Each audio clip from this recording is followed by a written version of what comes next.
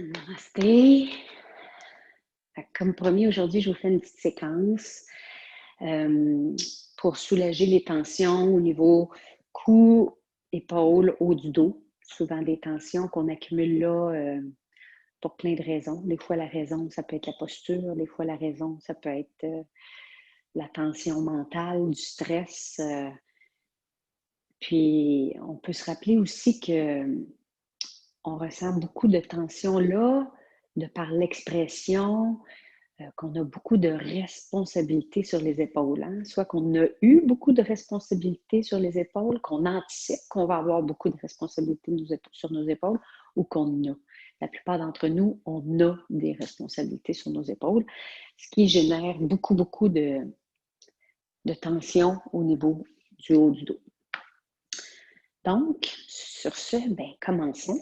On commence toujours, surtout si on sent de la tension, par un peu switcher son état mental. OK? Fait qu'on switch l'état mental en se déposant sur le dos. Moi, je vous suggère de prendre une surface dure, là, comme le plancher. Vous pouvez faire ça dans votre lit, bien sûr. Puis, on va switcher de l'état de faire quelque chose à un état de rien faire. Donc, passer du système nerveux sympathique, qui est très actif, qui répond au stress, vers le système nerveux parasympathique, qui nous dirige un peu plus dans un état de repos, de digestion, de guérison. Fait qu'ici, ce qui est bien important pour entrer dans un mode parasympathique au niveau du système nerveux, c'est de s'assurer que le front et le menton sont au niveau. Okay?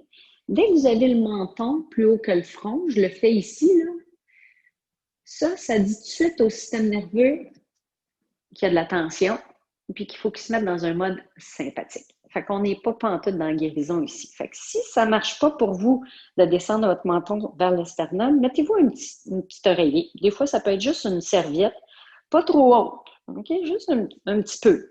Juste pour dire que votre front et votre menton sont au niveau. La première chose qu'on va faire, on va tourner les paumes des mains vers le ciel pour déposer nos épaules bien à côté par terre. On va amener notre attention vers nos omoplates. On fait juste un petit scan ici.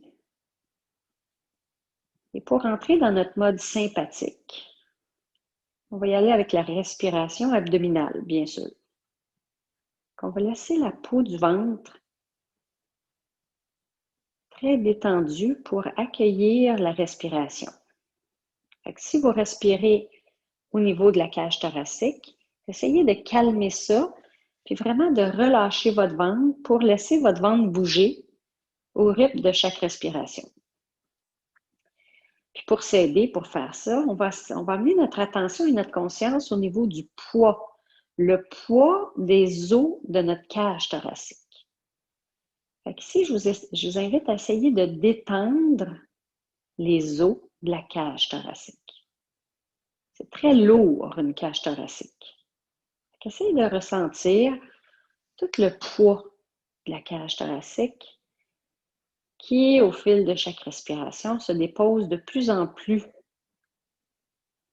sur votre tapis de yoga ou sur le plancher ou dans votre lit.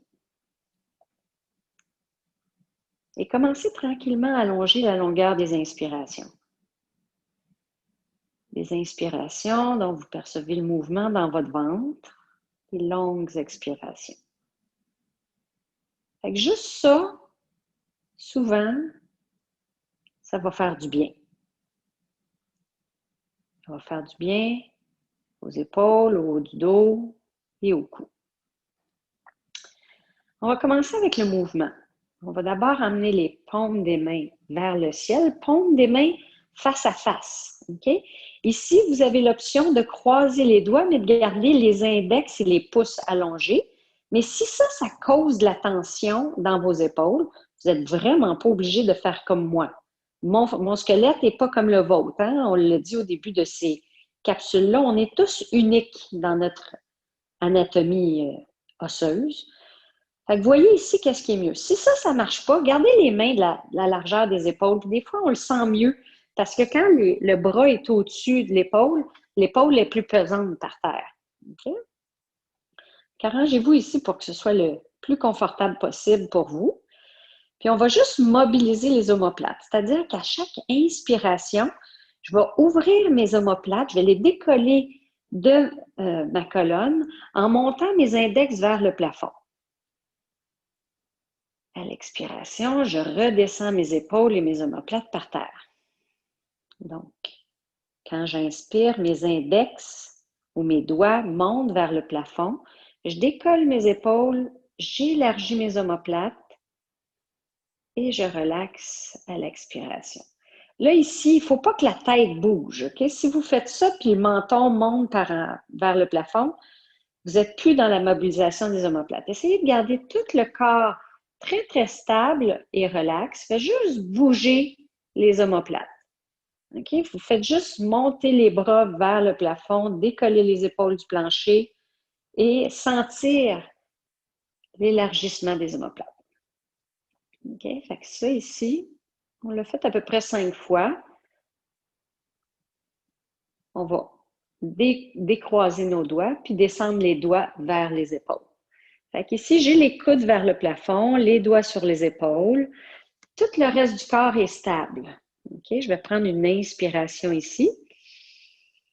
À l'expiration, je vais diriger mes coudes vers le derrière. Je vais laisser glisser mes coudes par terre de chaque côté pour les ramener sur mes flancs. J'inspire vers le haut. Expire, les coudes en arrière. Je laisse glisser de chaque côté jusqu'à mes flancs.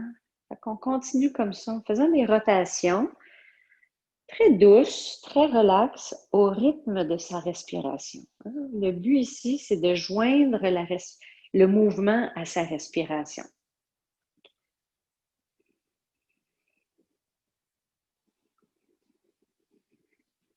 La prochaine fois que vos coudes sont vers le plafond, on va rouler dans l'autre sens. Donc, vous descendez les coudes vers le plancher, vers vos flancs, vous ouvrez de chaque côté, les coudes vers le plafond. Bien sûr que si vous avez des vieilles blessures dans les épaules, vous n'allez pas là où ça fait mal, vous contournez. On continue comme ça avec un mouvement très doux, mais qui suit le rythme de la respiration. Puis on sent ici l'amplitude peut-être qui est en train d'augmenter parce que nos épaules sont un peu plus échauffées, l'articulation de nos épaules fonctionne comme une articulation d'épaule. OK. Puis on va juste relâcher les mains ici. On va arrêter, on va déposer les bras par terre, paume des mains vers le ciel. Le menton est toujours de niveau avec le front. Puis on ressent ici, qu'est-ce que ça a donné ces deux postures-là ou ces deux mouvements-là? On peut appeler ça des Pawan Muktasana. Les Pawan, c'est des mouvements articulaires plus ou moins contrôlés qu'on fait dans la détente. Fait que moi, depuis le début de la pratique, j'ai les yeux fermés. Quand vous allez la savoir par cœur, vous allez pouvoir fermer vos yeux tout le long de la pratique. OK. On va enchaîner avec un petit mouvement ici qui est bien le fun. Si vous travaillez à l'ordi, vous avez toujours les mains sur votre souris ou si vous êtes coiffeuse ou si vous faites du vélo, plein de bonnes raisons ici de faire ce mouvement-là. Donc, je monte mes mains vers le plafond. Mes paumes des mains sont en arrière, okay, vers ma tête. À l'inspiration, je vais ouvrir mes mains ici pour créer une pleine extension de mes poignets, une extension qui va jusqu'au bout de mes doigts. Okay? Donc, mes doigts sont vers mes genoux. À l'expiration, je viens connecter tous mes doigts dans un mudra. Pour fermer mes mains, faire une flexion de mes poignets, mes doigts sont vers mon visage, comme si j'avais une tulipe. Mes coudes ici restent droits. J'inspire, j'ouvre. J'expire, je ferme ma tulipe. Ici, on est vraiment dans un mouvement articulaire du poignet. À l'inspire, je suis dans la pleine extension jusqu'au bout de mes doigts. Ça étire toutes les fascias. À l'expiration, je connecte tous mes doigts avec mon pouce et je fléchis mes poignets. On va faire ça une autre fois. Ouvrez. Fait qu'ici, le haut, mes épaules, mon dos, tout ça, c'est bien stable. Mon menton est toujours de niveau avec mon front. OK. Puis un coup qu'on a fait ça, on va enchaîner. Donc, mes paumes des mains sont toujours vers en arrière. Je vais inspirer ici. À l'expiration, je vais diriger mes bras vers en arrière, là où ça va. Peut-être que vos mains ne toucheront pas par terre. Moi, la première fois que je fais ça, ça ne touche jamais. J'inspire, je remonte. Je peux créer une extension de mes poignets. J'expire, je laisse descendre mes mains vers le derrière de ma tête sans qu'il y ait rien dans mon corps qui bouge. Donc, j'arque pas mon dos ici, je fais rien au niveau de mon bassin. Toute l'énergie est autour des omoplates et des épaules. Fait qu'on est toujours dans des mouvements de Pawan Muktasana ici, des petits mouvements doux. Oups, les mains sans oups, je viens de toucher par terre. Quand ça fait 3-4 fois, des fois, les épaules se réveillent. Hein? Puis là, pouf, ça va se toucher par terre. Fait qu'on fait ça doucement, de façon très contrôlée, mais surtout on contrôle notre respiration. On va le faire une dernière fois. Donc, j'inspire vers le plafond. Je fais une extension des poignets si je veux. J'expire. Je garde mes côtes connectées avec mes hanches. Je descends mes mains vers en arrière. Et je vais redescendre mes bras tout simplement de chaque côté, déposer les bras au sol, paume des mains vers le ciel. Ressentez. Ressentez le poids de la cage thoracique, les os qui sont relax. Amenez votre attention vers votre respiration abdominale. Peut-être même que vous percevez dans vos mains, dans vos bras, l'expression du chi ou du prana qui circule là où on a créé du mouvement. On va percevoir ça par de la chaleur, par du picotement dans nos mains. Là, je vais vous montrer une façon de demeurer dans l'état parasympathique le plus longtemps possible, même si on remonte à la verticale. Fait qu'on va d'abord se rouler sur le côté droit. On roule sur le côté droit, puis on utilise le bras droit comme oreiller. On va rester ici juste pour rester dans une position fétale 2-3 secondes, le temps d'une ou deux respirations et de prendre le temps de sentir quelles sont les traces qu'aura laissé cette courte pratique dans notre corps.